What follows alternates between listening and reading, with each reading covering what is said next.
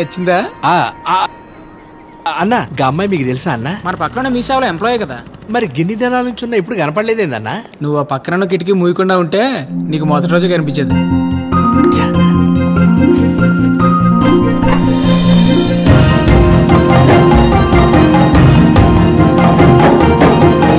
ఏంటండి ఏంటి పిల్లగాలు తగిలితే పడమడగాల ప్రమాదం పోతుంది ఏంటండి?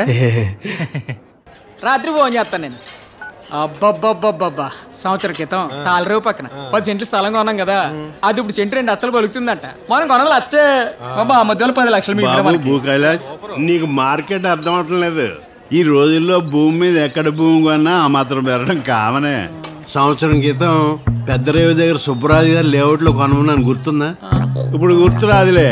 అప్పుడు కూడా సెంటు లక్షే, ఇప్పుడు 10 లక్షలు అంటే లేదు. నీ 10 లక్షలు అక్కడ పెట్టుంటే ఈ పాటి ₹1,00,00,000 అవును. బాధపడుకో, అసలు నీకు చెప్పకుండా ఉండాల్సింది నేను. కొంచెం ఓదార్చవయా. ఎంత బ్యాడ్ లక్ రా.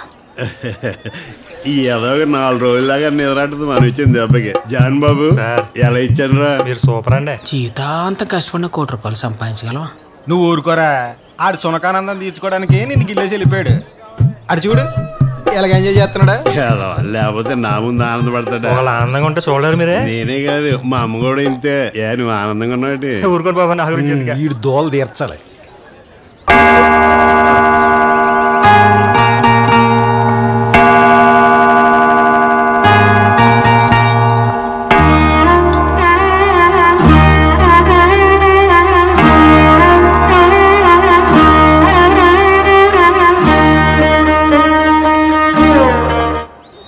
సరిగ్గా దొరికాడు. అవుపిత, అమ్మాయి ఎదురైనప్పుడల్లా అదృష్టం అవుతుంది.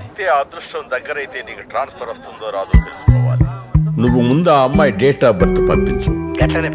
మిగిలిన విషయాలు నా పాచికలే చెప్తాయి. అమ్మాయి డేట్ ఆఫ్ బర్త్ కావాలన్నా చాలా ఇంపార్టెంట్ అన్న. గట్లనే మీరు హెల్ప్ చేయాలి. మన కాంపౌండ్ లో ఈ పని చేసేవాడు ఒకే ఒకడు ఉన్నాడు. కరెక్ట్, ఆడే తత్కాలు. మొన్నే 10 ఎకరాలు అమ్మితే కోటి వచ్చింది. కోటికి ఇంకో కోటి కలిపి హైవే పక్కనే 1/2 ఎకరం కొన్నాను రా. White card ఇప్పించాలి తత్కాలం. అమ్మతాసది 2 కోట్ల. మరి నీకెందుకు బాబాయ్ వైట్ కార్డు? మన దగ్గర కోట్లు ఉన్నాయని ప్రభుత్వ పథకాలు గుళ్ళో ప్రసాదాలు వదిలేస్తావా? బల్లెటోడువే. ప్రసాదం తీసుకోపోతే దేవుడు ఫీల్ అవుతాడు, పథకాలు వాడకపోతే గవర్నమెంట్ ఫీల్ అవుతుంది. ఏడ్చోలే. ఇదిగోండి టిక్కులు పెట్టిన సంతకాలు పెట్టి 10,000 ఉండి. 10,000 వెయ్యి కావదా? దీని వాల్యూ మీకు తెలదు. రేపు నీకో పిన్ని గారికో ఏటడా కొత్తే 2 లక్షలు ఎత్తుపోతాయి. అప్పుడు అనిపిస్తుంది బయట కార్డు ఉంటే ఆరోగ్యశ్రీ కింద 2 లక్షలు కవర్ అయ్యి కదా అని. అది కాక రూపాయల ఇల్లు, నగదు బదిలీలు, ఫీజు రియంబర్స్మెంట్, అంచుదే పథకం, ఆపత్తం పథకం, పని చేయకుండా ఆహార పథకం, ఇలాంటివి 1,00,000 ఉన్నాయి. ఈ 10,000 కోసం ఎన్ని వదిలేసుకుంటారు ఏంటి మీరు? నెక్స్ట్ నువ్వు రావా? నువ్వు ఆగవాయి బాబు, నువ్వు ఆగు. ఇదిగో ఈ 10,000 తీసుకొని ఏదో రకంగా పని అయ్యేలా చూడు.